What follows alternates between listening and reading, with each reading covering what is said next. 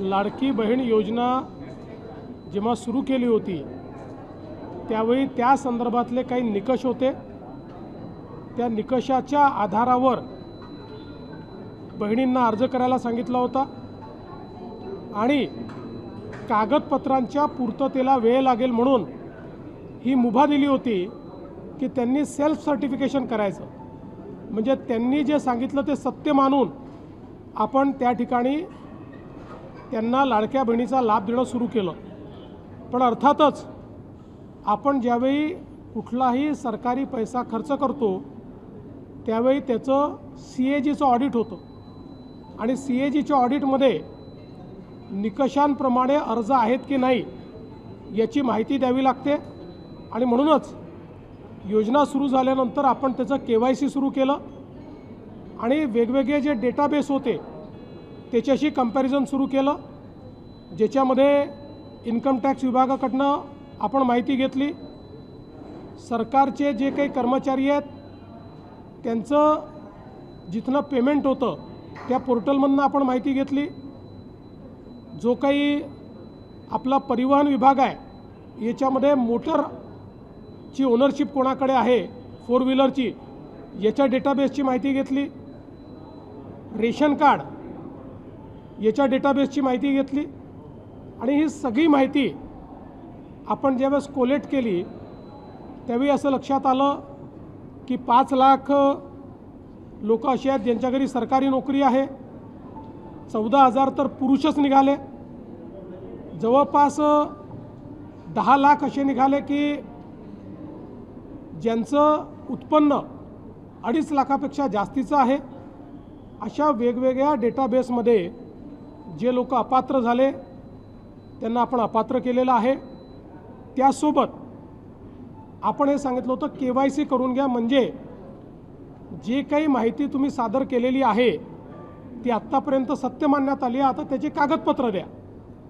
पण मोठ्या प्रमाणात KYC झाली नाही। आता एक गोष्ट आपण लक्षात घ्या की ज्यांना अर्ज करता येतो, सेल्फ सर्टिफिकेशन करता येतं, त्यांना KYC करता येत नाही असं मानणं काही योग्य नाही। पण जवळपास 9 महिने सातत्याने पाठपुरावा केल्यानंतरही ज्यांनी KYC केली नाही ते अर्थातच कुठला तरी एखादा निकष पार पाडत नाही म्हणून त्यांनी KYC केली नाही। आणि म्हणून हे जे काही आत्ता या ठिकाणी जवळपास जे काही तुम्ही सांगितलं 60 लाख 80 लाख जो काही आकडा तुम्ही दिलेला असेल तर ते लोक या योजनेच्या पात्रतेचे निकष हे पूर्ण करताना दिसत नाही। जवळपास 1,70,00,000 लाख महिला, थोडं आकडा कमी अधिक असेल 3-4 हजार नी, पण 1,70,00,000 महिला ज्या आहेत या निकष पूर्ण पार करतात, त्यांची KYC झालेली आहे, त्यामुळे त्यांना लाडक्या बहिणीचे पैसे मिळतच राहतील। ज्यांनी KYC केली नाही त्यांना आता आम्ही पैसे देणार नाही, पण त्यांनी दिलेले पैसे आम्ही वसूली करणार नाही। मात्र 14,000 ज्या पुरुषांनी पैसे घेतलेले आहेत त्यांच्याकडनं मात्र पैसे हे वसूल केले जातील।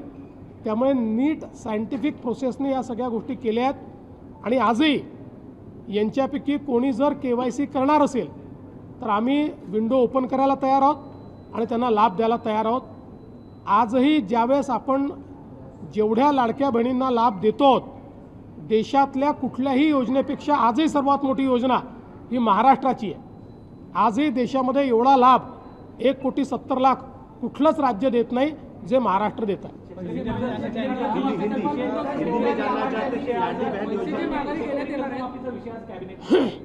शेतकरी कर्जमाफीचा विषय कॅबिनेटला आहे, मंत्रिमंडळ त्याच्यावर निर्णय घेईल।